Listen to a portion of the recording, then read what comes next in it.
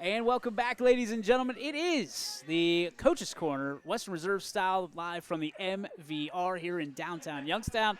I'm here with Joe Serensky, right now the hottest coach in the entire area. My friend, when you get 2 wins back-to-back, I mean, listen, there's a lot of people, and there's a little tongue-in-cheek there, but at the same time, it's a serious deal. Yeah. I mean, we talked the other night after that win over McDonald. This is the ball, and now it's rolling. So a win over Sebring last night, when you look at what things can happen moving forward, your expectations, the first time we talked, a little bit hesitant, but I'm seeing a little bit of confidence in you, and I'm seeing a little bit of confidence in your team. How do you feel moving forward? Yeah, we're definitely. I wouldn't say we're turning a corner, but we're peeking around it. Okay. We're gaining a little momentum. It was tough from the beginning of the season till now because we had to change kind of the way we play, and that's hard to do. Yep. In season, but we're getting there. We're making steps, and we're gaining ground on guys. This youth, I mean, we talked about it the other night very quickly, but I'd like to go a little bit more in depth. This team, although you guys have some seniors, and we'll hear from one tonight especially, when you look at the youth of this team, this is not built for necessarily this season. It's built for the long run. So when you're doing that, you're putting together a game plan. Is it almost like having, I don't know, a graduated practice some nights from a standpoint of, hey, we're going to have to learn kind of building this plane in the air? Yeah. That's one of those things that coaches, secretly kind of looks at through the season, Sure. of years, next year. I kind of got a look of it last night in Sebring's game. I had what I thought might have been our starting 5 next year in there for a couple minutes just to, get a look. See how they mesh. Yeah. Which, I got a lot of good young guys, and I got more coming up. So, we're, the future's bright. But, not to take anything away from these seniors because they're great kids, and they understand the whole – they understand the way things work. Right. So,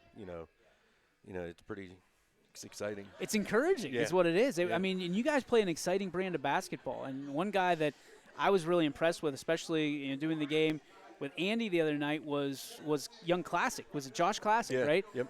I mean, he can pull you in, he can play a post, he can pull you out, Yeah. and there's not a whole lot of players that can do that in this area. Nope. And he's got a little bit of size to him. Oh, yeah. Yeah, he's very athletic.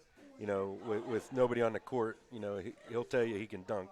But that's with nobody beside him on the court. No cameras, no anything. Yeah. But, he's a great kid. His dad coaches 8th grade boys for me.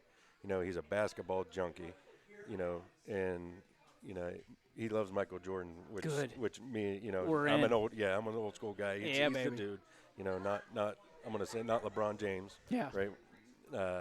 So you'll never get a fight from me for that. So yeah, I mean he's could be one of those special guys in the area, if he keeps working, which he does. I mean this dude, when the season ends, there's a no contact period. He is in the gym with his dad, with anybody. I mean he's literally every day. So when you got guys like that catches on, it's contagious.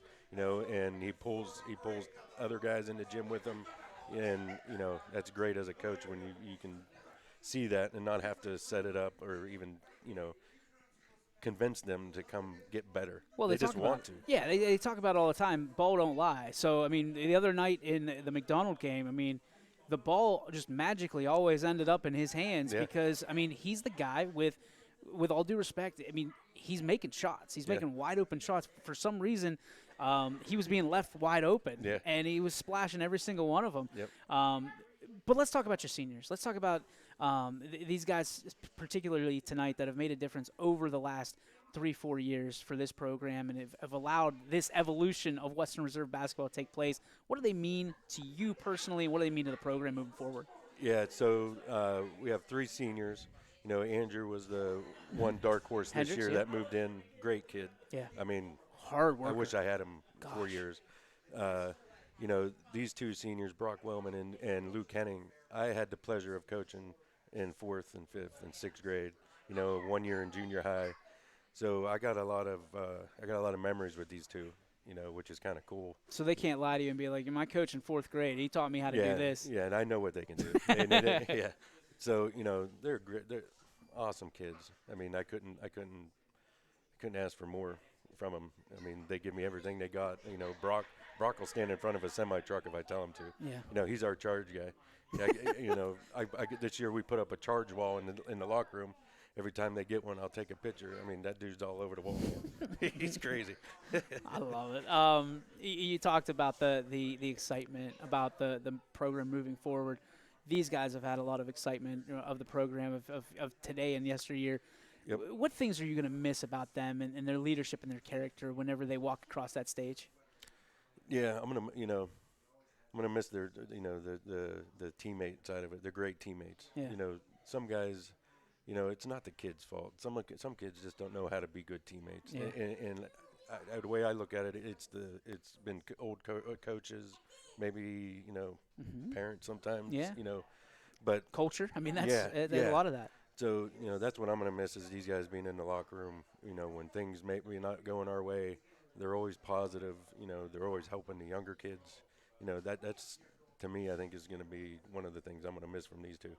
We've talked a lot about coaches on our podcast, on our daily broadcasts, our shows. Who were some of the influences when you were growing up, or influences now that you look at as you try to kind of take this, that, and the other and build the Megatron, so to speak, of Joe Serensky, the basketball coach? So, yeah, I mean, it started, like before I said, my dad and my uncle and Steve Speece. Speece is a big name in the area, too. They used to take me all to the state championship games, and when I was a kid, I kind of soaked stuff in. I always wanted to watch, and, I was into it. I wasn't out running around in the stands, going crazy.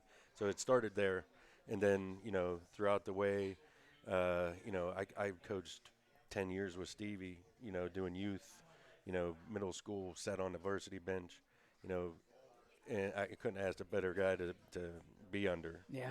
I mean, he's a great coach. I mean, I'm talking every little thing you can think of, he's thinking about. Except he said he's rooting for the Browns this weekend, which. Yeah, me too. Oh, God.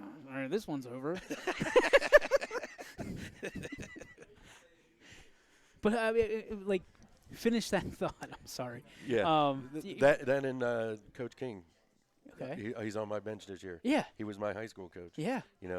He's been awesome. That's great. I mean, That's so he comes in with scouting reports that are just like top notch. Like this dude watches so much film. Okay, so you got to help me as a guy that enjoys basketball but never played it. The scouting report aspect. I mean, how important is that? I mean, you guys watch a crap ton of video. Oh yeah. All kinds of film, but the scouting reports. I mean, I've seen these. Some of these are highly detailed, and some of them aren't, right? Yeah. But in some of them, you don't want to tip your hand a little bit, because if that scouting report ends up in somebody else's hand, let's say, it doesn't go well. Yeah. But how important is that in your game and your preparation? It's huge. I mean, as players, you don't ever want them to look ahead. Yeah. But as a coach, you have to. You just have to. You don't have time to not, look at like next week's teammates or teams. Yeah. You got to look ahead a little bit. Can't do it like football. Yeah, so it helps to have those guys off where I might not have to do that as much, and I can focus on the team we're playing now. Yeah. And get locked in there, which is, I mean, if you're not scouting and you don't have scouting reports, you're not going to win games. Okay, so with that being said, last tough question, I promise, but I'm really intrigued. We always hear coaches talk about it's our game, not necessarily who's out on the floor. Mm-hmm. So if you're taking that into consideration, how much is it of your game and how much is it of the scouting report? Yeah, so if it was 100%, if it was a bar, what would it be? I mean, it's probably 85% our game. Okay. And then 15% of what they're going to do. That works. That's one big thing we're doing this year is we have to make teams play Western Reserve basketball. Okay. That's how it has to be, or it's going to be a tough night. Yeah, we can't get into how they're going to play. We can't. I mean, we can't worry about them per se, compared to what we got to do. But a team like McDonald, let's say, I mean, they're going to press, and Yep. you knew that going into it. Yep. So, like, do you obviously you practice and you plan for that, but how much of that press break is in your actual game? You know what I mean? Is that just a kind of a we sliver have of it all season. Yeah. Yeah, I mean, that's something we've had all season.